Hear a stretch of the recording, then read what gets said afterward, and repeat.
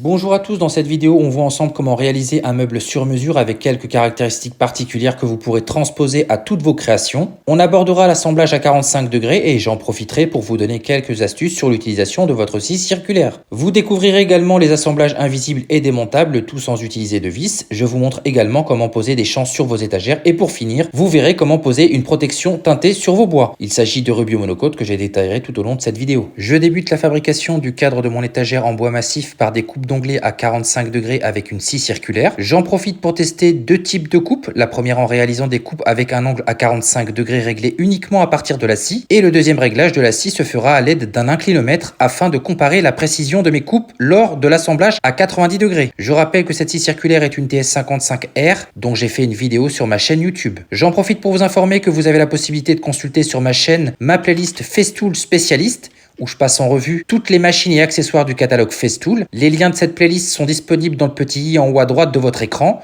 ou dans la description de cette vidéo. Pour obtenir une coupe parfaitement à 45 degrés, vous allez devoir vous munir d'un inclinomètre que vous allez venir placer sous votre panneau. Ensuite, vous allez effectuer le 0 avec la touche 0. Vous allez prendre votre inclinomètre et vous allez le placer sur votre lame, comme ceci. Et là, on se rend compte qu'on n'est pas tout à fait à 45 degrés. Donc vous allez pouvoir venir réajuster en desserrant les vis de part et d'autre de votre scie circulaire pour pouvoir venir obtenir 45 degrés parfaitement. Donc par rapport à la surface de votre panneau. Donc là, on obtiendra donc une imprécision d'environ 0,1 degré. Donc on va effectuer deux coupes sans réglage à l'inclinomètre et deux autres coupes avec un réglage à l'inclinomètre à 45 degrés. Et on verra la précision des deux.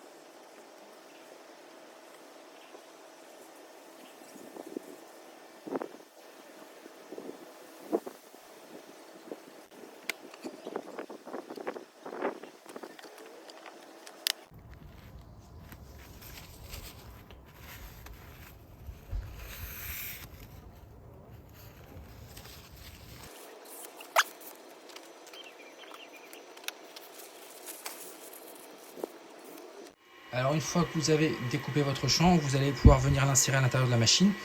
Donc sachez que la partie à encoller, c'est toujours celle qui se trouve vers la poignée. Allez, c'est parti!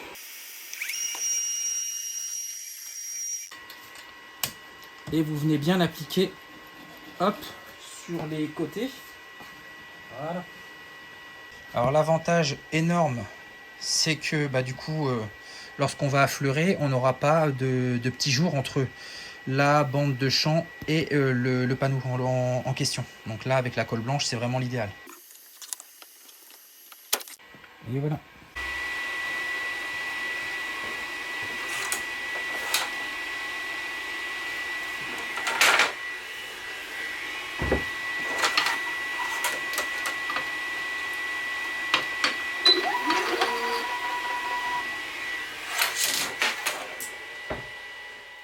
À ce stade de la fabrication, je branche mon aspirateur à ma plaqueuse de champ afin d'aspirer les vapeurs de colle pour un meilleur confort d'utilisation.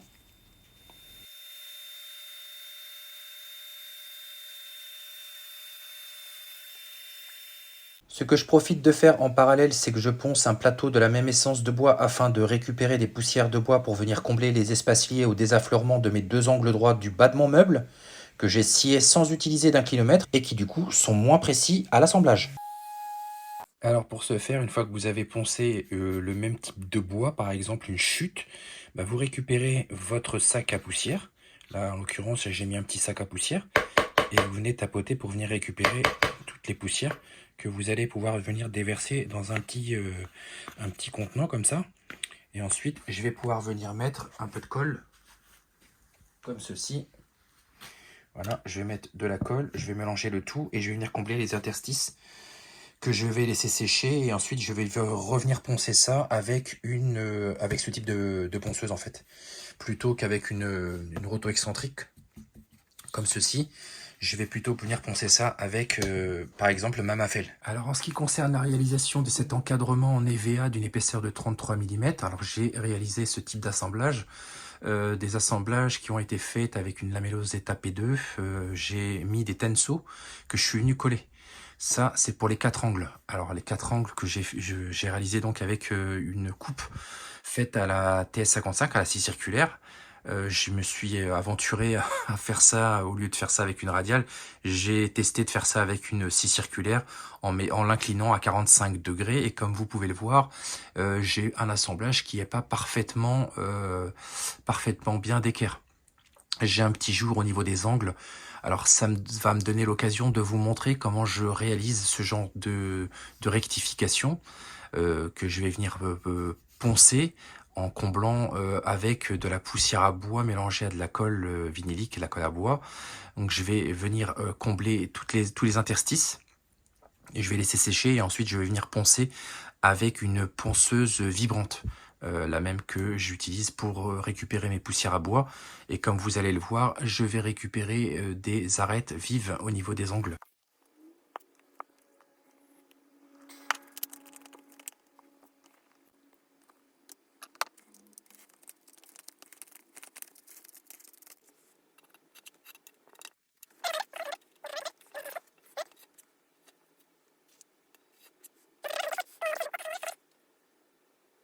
Voilà, une fois terminé, une fois avoir badigeonné les angles, pour pouvoir venir les récupérer ensuite à la ponceuse. Alors j'ai fait ça grossièrement, mais ça va se récupérer à la ponceuse en fait.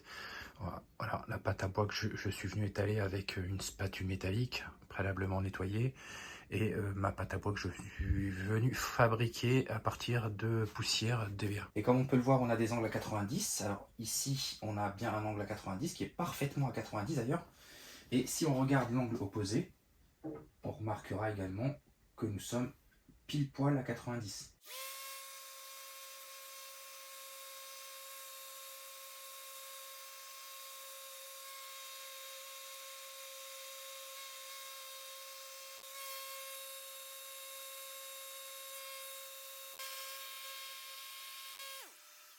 Autre petite astuce concernant l'application du Rubio, vous allez devoir réaliser un ponçage en grain 80, en tout cas jusqu'au grain 80 et pour terminer au grain 120.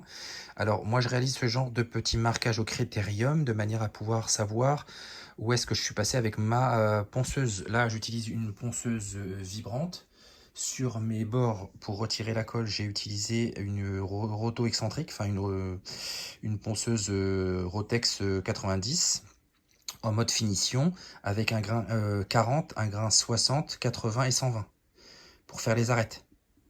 Et ensuite, je viens réaliser un ponçage global avec ma ponceuse vibrante en grain 80 et 120.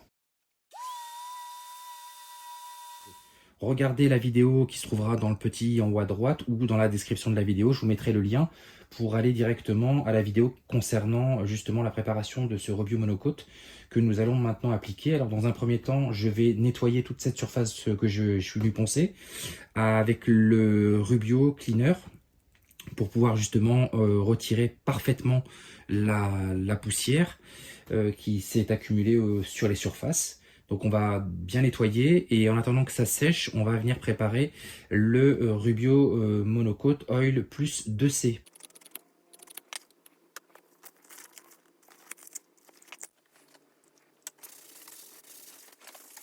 Donc avant de débuter l'opération de préparation du Rubio avec le composant A et B, prévoyez bien une petite bassine avec de l'eau à l'intérieur, comme j'ai pu le faire, pour pouvoir venir mettre vos éponges et vos torchons une fois que vous aurez appliqué le Rubio sur votre support. Donc il faudra bien les laisser plonger avant de les jeter à la poubelle.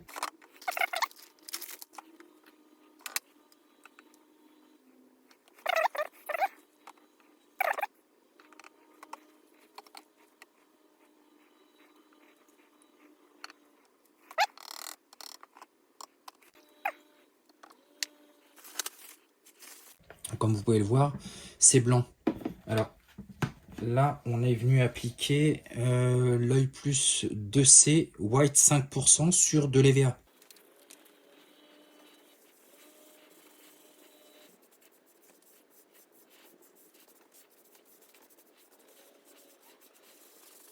Donc là, j'ai appliqué le Rubio uniquement sur cette face-là. Là, il n'y a pas de Rubio. Et ensuite, on va voir, une fois l'application du Rubio, s'il y a vraiment une différence de teinte. Voici ce que ça donne une fois l'Oil Plus 2C White 5% appliqué sur le châssis en EVA. Voilà, comme on peut le voir, c'est très proche de la teinte d'origine. Ça, c'est les angles qui ont été retravaillés, comme on peut le voir. Hein. Il y a vraiment... faut vraiment s'approcher de très près pour voir quoi que ce soit. C'est parfaitement bien ajusté. Donc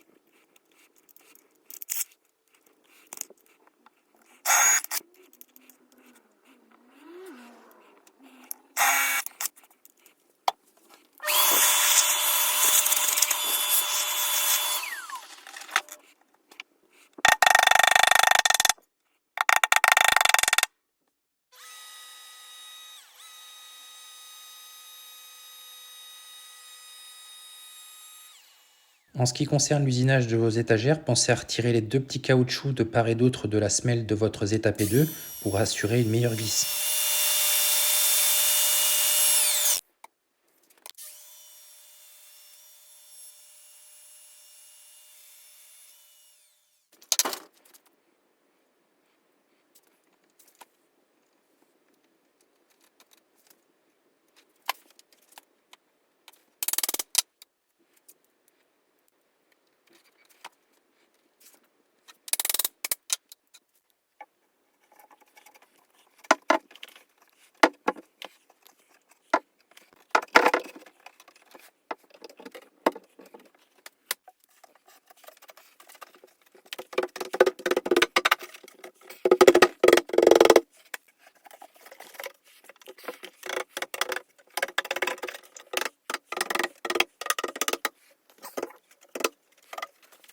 Voilà le meuble terminé, avec les petites étagères en blanc, avec les champs que j'ai posés, les champs de millimètres de chez Eger.